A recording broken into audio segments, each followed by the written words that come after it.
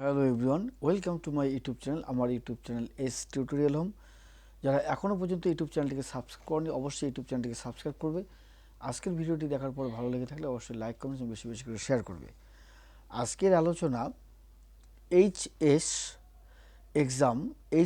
Exam 2026 অর্থাৎ উচ্চ মাধ্যমিক পরীক্ষা 2026 ওল্ড সিলেবাস অনুযায়ী যারা পরীক্ষা দেবে, যারা কোনো সেমিস্টার দিচ্ছ না, শুধু ওল্ড সিলেবাস অনুযায়ী তোমরা উচ্চ মাধ্যমিক পরীক্ষা দেবে, এইচএস হায়ার সেকেন্ডারি এক্সামিনেশন 2026 শুধুমাত্র ওল্ড সিলেবাস পরীক্ষা যারা দিবে তাদের উদ্দেশ্যে আজকের এই ভিডিও। বিভিন্ন কারণে হয়তো অনেক ছেলে মেয়ে গতবার তোমরা উচ্চ মাধ্যমিক পরীক্ষায় উত্তীর্ণ হতে পারোনি, বিশেষ কোনো কারণে হয়তো পড়াশোনা তেমন করনি, গুরুত্ব দেওনি, ঠিকঠাক খাতায় লেখনি, অনেক বিভিন্ন কারণে তোমরা হয়তো কৃতকার্য হতে পারোনি। তাই তোমরা এবার আবারও পরীক্ষা দেবে, মনস্থির করেছো, সিদ্ধান্ত নিয়েছো এবার পরীক্ষা দেবে। তাই তোমাদের কথা মাথায় রেখে আজকের আমার এই আলোচনা উচ্চ মাধ্যমিক 2026 ওল্ড সিলেবাস অনুযায়ী যারা একবার 2025-এ পরীক্ষা দিয়েছো কিন্তু কোনো কারণবশত হয়তো কৃতকার্য হতে পারোনি, পাশ করতে পারোনি, তোমরা আবার দ্বিতীয়বার পরীক্ষা দেবে 2026-এ। তোমরা কিন্তু রেগুলার স্টুডেন্ট নাও, অর্থাৎ যারা 2025-এ একবার উচ্চ মাধ্যমিক পরীক্ষা দিয়েছিলে, হায়ার সেকেন্ডারি পরীক্ষা দিয়েছিলে, কিন্তু কোনো বিশেষ কারণে হয়তো তোমরা কৃতকার্য হতে পারোনি, তোমাদের উদ্দেশ্যে কিন্তু আজকের ভিডিও। আজকের আলোচনা এইচএস এক্সাম 2026 ওল্ড সিলেবাস অনুসারে যারা এবার পরীক্ষা দেবে, যাদের রাষ্ট্রবিজ্ঞান সাবজেক্ট রয়েছে, পলিটিক্যাল সায়েন্স। আজকে আমি পলিটিক্যাল সায়েন্স এমন কিছু প্রশ্ন তোমাদের বলবো যে প্রশ্নগুলো পরীক্ষায় হুবহু কমন পড়বে। আমি যে কটা প্রশ্ন বলবো এই কটা প্রশ্ন থেকেই প্রশ্ন থাকবে, তোমরা সেখান থেকেই পরীক্ষায় লিখবে। তোমরা যারা ওল্ড সিলেবাসে পড়াশুনো করছো, একবার পরীক্ষা দিয়েছো, এবার দ্বিতীয়বার পরীক্ষা দেবে, তোমাদের জন্য কিন্তু এই সাজেশনটা, ঠিক আছে? এই সাজেশনটা কিন্তু বর্তমানে যারা সেমিস্টার অনুযায়ী পরীক্ষা দিচ্ছ, উচ্চ মাধ্যমিক সেমিস্টার ফোর্থ সেমিস্টার পরীক্ষা দিচ্ছ, তাদের জন্য নয়। এই এই সাজেশনটা হচ্ছে উচ্চ মাধ্যমিক 2026 ওল্ড সিলেবাস অনুসারে যারা দ্বিতীয়বার পরীক্ষা দিবে তাদের জন্য। তোমরা জানো যে এমসিকিউ 24টা থাকবে, 1 নম্বরের প্রশ্ন 24টা থাকবে, এসএকিউ 1 নম্বরের 16টা প্রশ্ন থাকবে, আর ডিএকিউ 8 নম্বরের 5টা প্রশ্ন উত্তর লিখতে হবে থাকবে। মানে তোমাদের জানতে হবে যে এমসিকিউ 24টা প্রশ্নের উত্তর লিখতে হবে, এসএকিউ 16টি প্রশ্নের উত্তর লিখতে হবে 16টি, আর ডিএকিউ 8 নম্বরের 5টি প্রশ্নের উত্তর লিখতে হবে। যে কটা লিখতে হবে তার থেকে প্রশ্ন সংখ্যা বেশি দেওয়া থাকবে, সেখান থেকে তোমাদের মিল করে লিখতে হবে। দেখা গেলো 8-এর 5টা লিখতে দেবে, মানে 8 নম্বরের 5টা লিখতে হবে, সেখানে তো 7টা কোশ্চেন থাকবে, সেখান থেকে তোমরা যে কোনো 5টা লিখবে। এরকম দুটো কোশ্চেন বেশি দেওয়া থাকবে। যাই হোক, তোমরা বিভিন্ন কারণবশত হয়তো গতবার পাস করতে পারোনি, কিন্তু এবার তোমাদের ইচ্ছে তোমরা পাস করবেই, কেননা তোমাদের এবার পড়াশোনায় কোনো রকম খামতি নেই। একদম মনোযোগ সহকারে সিনসিওর তোমরা স্টুডেন্ট, ভালো করে পড়াশোনা করেছো যে এবার আমাদের দ্বিতীয়বার একটা সুযোগ রয়েছে, আমরা দ্বিতীয়বারে ওল্ড সিলেবাস অনুসারে আমরা পাস করবই, এমন একটা মনের মধ্যে তোমাদের জেদ রয়েছে এবং পড়াশোনাতেও কোনো ঘাটতি নেই। তাই তোমাদের কথা মাথায় রেখে আজকের এই আলোচনা যে এইচএস এক্সাম 2026 ওল্ড সিলেবাস অনুসারে সাজেশন রাষ্ট্রবিজ্ঞান পলিটিক্যাল সায়েন্স। বলছি, যারা ক্লাস 12-এ দ্বিতীয়বার হায়ার সেকেন্ডারি পরীক্ষা দেবে, তোমাদের কোনো ক্লাস ছিল না, এবার তোমরা নিজেরাই বাড়িতে পড়াশোনা করে পরীক্ষা দেবে ওল্ড সিলেবাস অনুসারে, তোমাদের কোনো সেমিস্টার নেই, তোমাদের উদ্দেশ্যেই আজকের এই ভিডিও। এমন কিছু প্রশ্ন বলবো যে রাষ্ট্রবিজ্ঞানে তোমরা কিন্তু অবাক করে দেবে, তাক লাগিয়ে দেবে, এমনটাই ভালো রেজাল্ট তোমাদের হবে। দিনের শেষে তোমাদের রেজাল্টটা খুব ভালো হবে, বাজিমাত করবে রেজাল্টে। এমন কিছু প্রশ্ন তোমাদের সামনে আমি তুলে ধরছি, ঠিক আছে?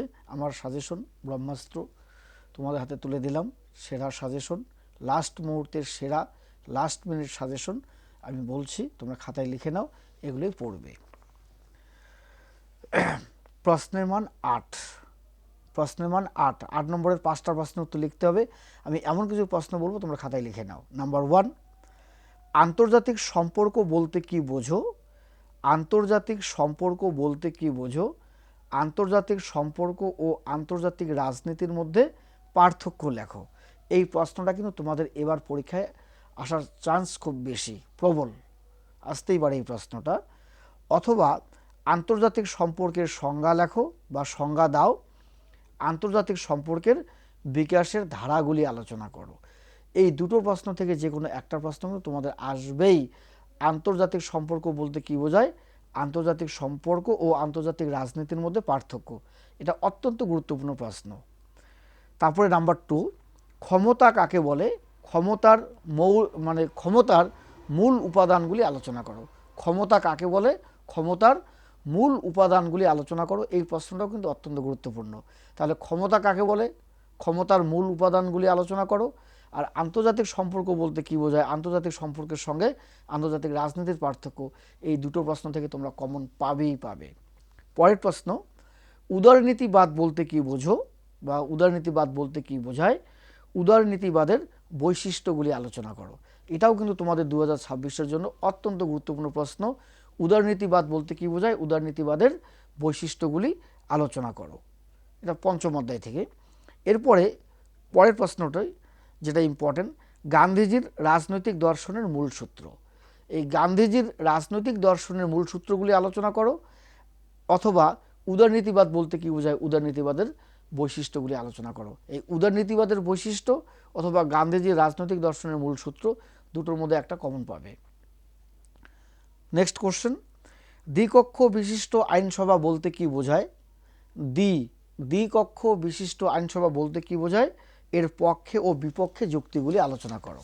এটা তোমাদের জন্য কিন্তু গুরুত্বপূর্ণ একটা প্রশ্ন, দ্বিকক্ষ বিশিষ্ট আইনসভার পক্ষে এবং বিপক্ষে যুক্তি। পরের প্রশ্ন, আধুনিক রাষ্ট্রে বিচার বিভাগের কার্যাবলী সংক্ষেপে আলোচনা করো।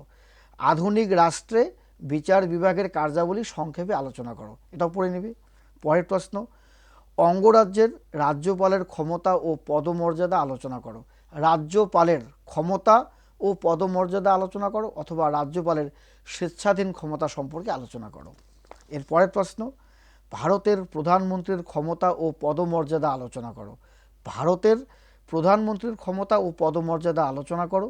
পরের প্রশ্ন, লোকসভার অধ্যক্ষের অর্থাৎ লোকসভার স্পিকারের ক্ষমতা ও কার্যাবলী আলোচনা করো। লোকসভার স্পিকারের ক্ষমতা ও কার্যাবলী। পরের প্রশ্ন, রাজ্য ও লোকসভার সাংবিধানিক সম্পর্ক। রাজ্য ও লোকসভার সাংবিধানিক সম্পর্ক আলোচনা করো। পরের প্রশ্ন, অর্থ বিল কি? ভারতীয় সংসদে অর্থ বিল পাশের পদ্ধতি আলোচনা করো। এর পরের প্রশ্ন, ভারতের লোকসভা ও রাজ্যের বিধানসভার উত্থাপিত মুলতবি প্রস্তাবের উপর একটি টিকা। পরের প্রশ্ন, ভারতীয় পার্লামেন্ট কিভাবে গঠিত হয়? ভারতীয় পার্লামেন্টের ক্ষমতা ও কার্যাবলী আলোচনা করো। ভারতীয় পার্লামেন্টের ক্ষমতা ও কার্যাবলী আলোচনা করো। পরের প্রশ্ন, কোনো অঙ্গরাজ্যের হাইকোর্টের গঠন ও কার্যাবলী ব্যাখ্যা করো বা আলোচনা করো।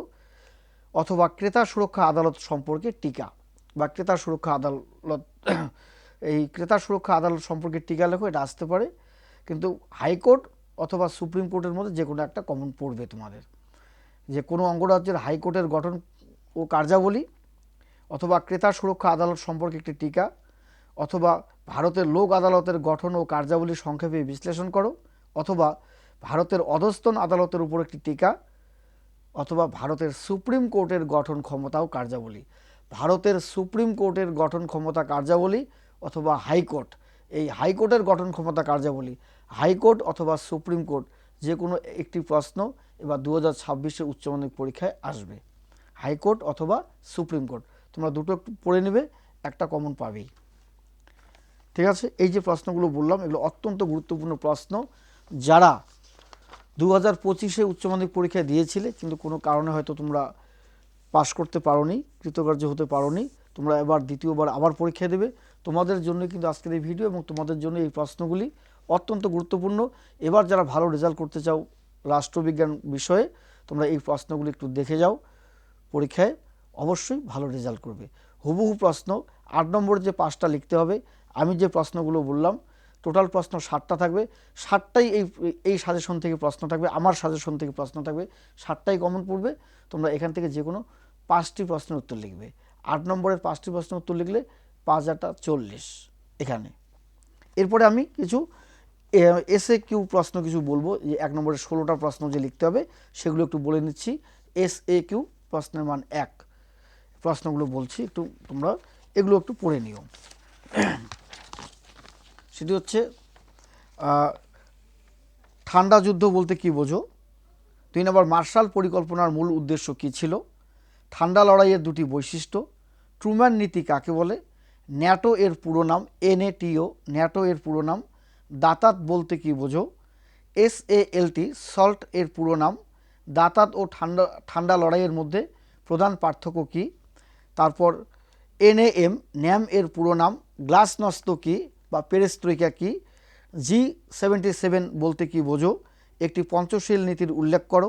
ব্রিক্স BRICS সব ক্যাপিটাল, ব্রিক্স কি? বা NIEO এর পুরো নাম।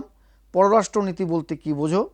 SAARC সার্ক এর পুরো নাম। SAPTA বা CTBT কি? SAPTA হচ্ছে সাপটা, CTBT কি? সাপটা বা CTBT কি?